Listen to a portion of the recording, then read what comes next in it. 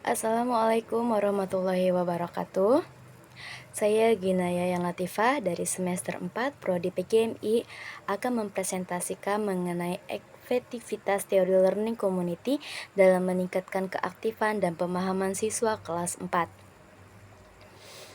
Hari ini saya akan membahas masalah tentang satu strategi pembelajaran yang relevan diterapkan di kelas 4 sekolah dasar, yaitu strategi learning community. Strategi ini menjadi alternatif untuk menjawab permasalahan yang sering kita temui dalam pembelajaran konvensional di kelas. Berdasarkan pengamatan saya di kelas 4, ternyata banyak siswa yang kurang antusias saat mengikuti pembelajaran yang bersifat ceramah atau metode konvensional. Mereka terlihat pasif, bahkan kurang fokus. Tapi ketika pembelajaran dikemas dalam bentuk permainan atau kegiatan praktik, mereka justru tampak lebih semangat dan aktif. Dari sini saya menyadari bahwa pembelajaran yang mereka butuhkan adalah yang bisa melibatkan mereka secara langsung, secara aktif, dan tentunya menyenangkan. Kenapa perlu strategi baru? Nah, untuk menjawab tentang tantangan itu, guru tidak cukup hanya menjelaskan materi. Guru juga harus mampu menciptakan suasana belajar yang menarik, yang bisa membuat siswa merasa terlibat dan senang belajar. Salah satu strategi yang bisa saya gunakan adalah learning community. Apa sih itu learning community? Learning community atau komunitas belajar adalah strategi pembelajaran yang menekankan kerjasama antara siswa.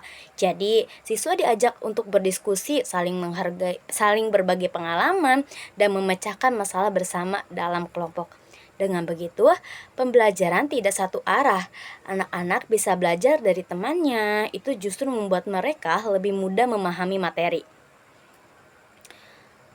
Tujuan dari strategi ini adalah untuk mencapai siswa lebih aktif dalam pembelajaran.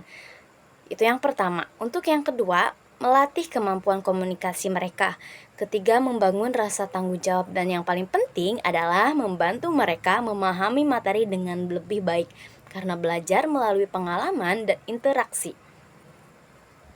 Kalau kita bicara mengenai teori, strategi ini sangat sesuai dengan teori konstruktivisme sosial dari Vygotsky. Menurut beliau, anak akan lebih mudah belajar kalau mereka berinteraksi dengan teman sebaya, apalagi kalau berada di zona perkembangan proksimal.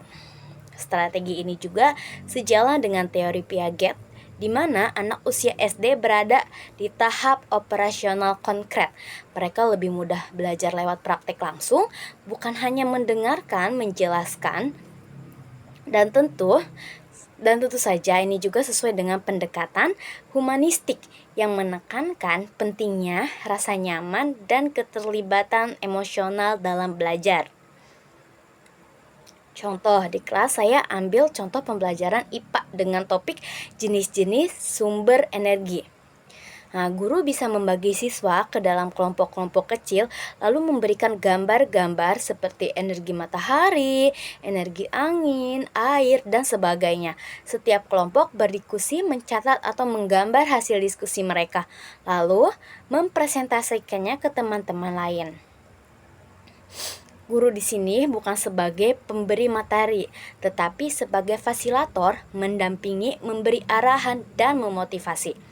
Hasilnya, ternyata luar biasa. Anak-anak jauh lebih aktif, mereka tertawa, berdiskusi, bahkan saling mengajari satu sama lain.